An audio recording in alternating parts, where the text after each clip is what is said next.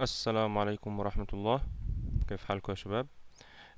اليوم إن شاء الله بنتكلم عن الكابلات الداخلية للحاسب. كنا آخر مرة خلصنا محركات التخزين وأغراضها، واليوم إن شاء الله بنتكلم عن الكابلات الداخلية وأنواعها. بصوا يا شباب، آه أي قطعة في الكمبيوتر، أي قطعة داخل الكمبيوتر، أو يعني 95% من القطع في الكمبيوتر، أو نقدر نقول حتى 100%، بتاخد حاجتين. بتحتاج حاجتين. بتحتاج كهرباء عشان تشغلها، وبتحتاج بتحتاج كابل للكهرباء عشان يشغلها، وبتحتاج كابل للبيانات يديها البيانات، الأوامر تشتغل ازاي. معايا كده؟ في استثناءات بسيطة قوي لكن لا تذكر لكن مجملا ان اي قطعة هتاخد الحاجتين دول. هتحتاج كابل للكهرباء وكابل للبيانات. يعني مثلا احنا ركبنا اللوحة الام، طيب هنركب عليها ايه؟ المعالج. طيب المعالج ده هيحتاج ياخد كهرباء عشان يشتغل، صح كده؟ وهيحتاج ياخد بيانات، كابلات اللي طالعة منه والكابلات اللي داخلاله، عشان البيانات اللي بتوصل له اللي عشان يعمل لها معالجة، والبيانات اللي بتخرج منه قلنا دي اسمها باسز، وبتبقى موجودة على اللوحة الأم، صح؟ يبقى ده بيركب في اللوحة الأم، بياخد منها هي كهرباء وبيانات. طيب أنظمة التبريد، قلنا مثلا المراوح والكلام ده كله. المروحة دي برضو بتاخد الحاجتين، بتاخد كهرباء عشان تشتغل، وبتاخد كمان بيانات عشان تحدد سرعة المروحة. يعني في بعض الأحيان تلاقي المروحة إيه، بطيئة أو سريعة، بعض الأحيان تلاقيها وقفت خالص. طب وقفت ليه؟ والله الجهاز مش محتاج حرارة، يبقى برضو داخل لها بيانات، صح كده؟ كذلك الرام والروم، نفس الموضوع. كذلك بطاقات التهيئة، كذلك محركات التخزين. تمام؟ يبقى اذا كل قطع الحاسب تقريبا محتاجه الحاجتين دول. محتاجه ايه؟ باور او كهرباء، وداتا او بيانات. طيب جيت اركب قرص صلب، جيت اركب القرص الصلب، قلنا محتاج ايه؟ محتاج باور وداتا، او كهرباء وبيانات. يبقى انا لو قدامي دلوقتي خليني آه اجيب لحضراتكم شكل كده بتاع قرص صلب مثلا، عايز اركبه اه على الكمبيوتر. بصوا كده يا شباب، القرص الصلب اهو، دي كيس. تمام؟ دلوقتي انا عايز اركب القرص الصلب، دخلته في الكيس اهو. ودي طبعا هنتكلم فيها فيما بعد بطريقة اكبر لكن بيفك الكيس، وبعدين بيفك الجنب بتاعها ويفتح الكيس، الكلام ده كله ما عنديش فيه مشكلة. ادي الجزء اللي انا عايز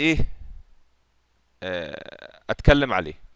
ادي القرص الصلب او الهارد ديسك ركب اهو، وهياخد حاجتين يا شباب. ده القديم بيتشال مش مشكله، وده الجديد. حطينا القرص الصلب الجديد، تمام؟ وعايز اوري حضراتكم كده شكل.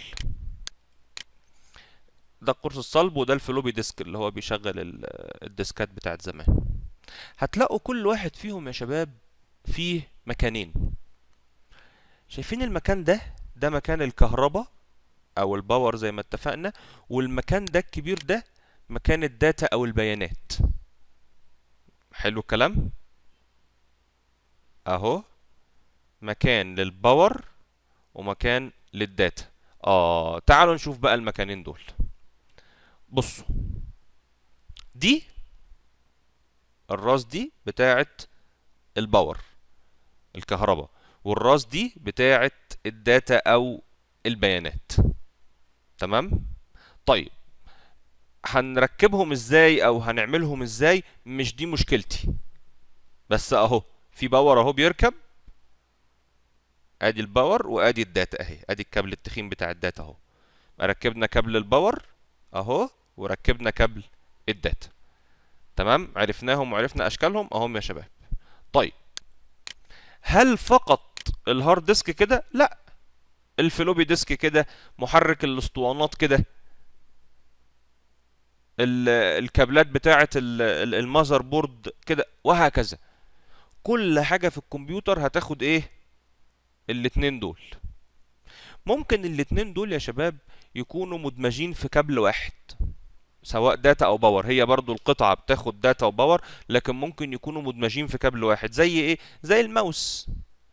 هل الماوس لما بنيجي نوصله بالكمبيوتر، ودي هناخدها ان شاء الله، هل الماوس بيبقى كابلين؟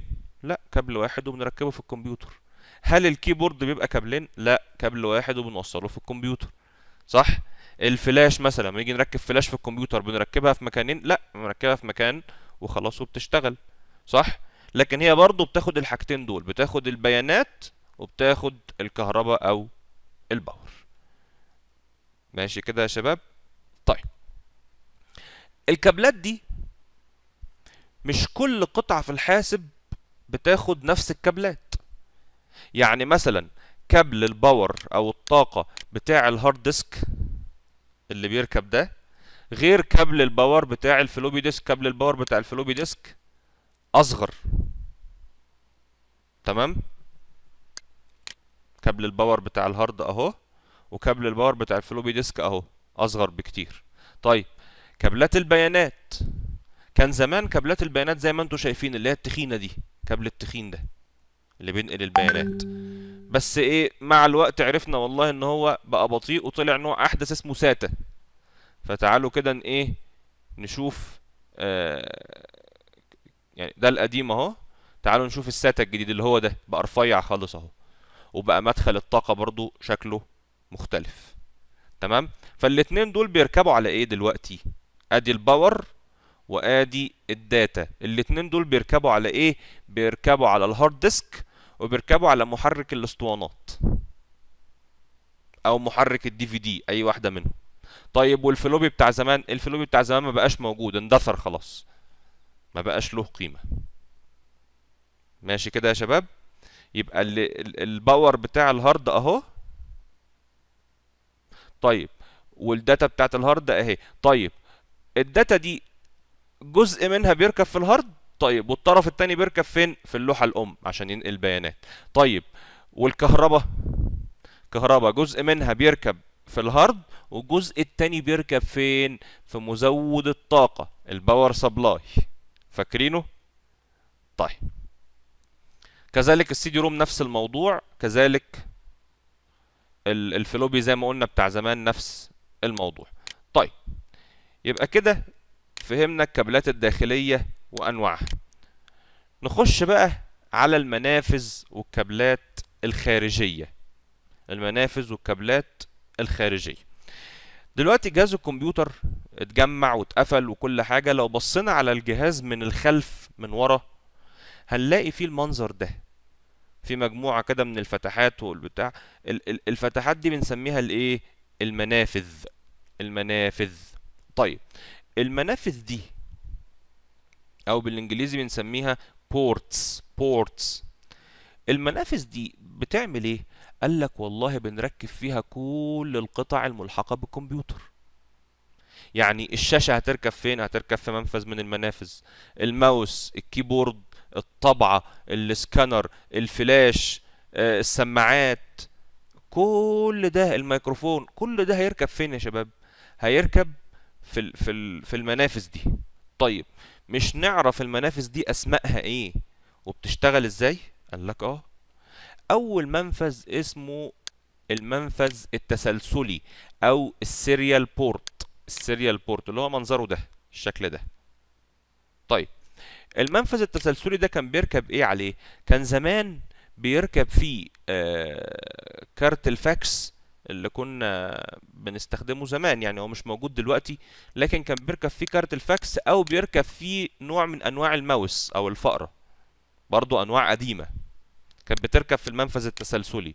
طب حاليا مفيش حاجة بتركب في المنفذ ده، ومعظم الأجهزة بتاعت الكمبيوتر الجديدة مش هتلاقي فيها المنفذ ده أصلا، مش هتلاقيه موجود.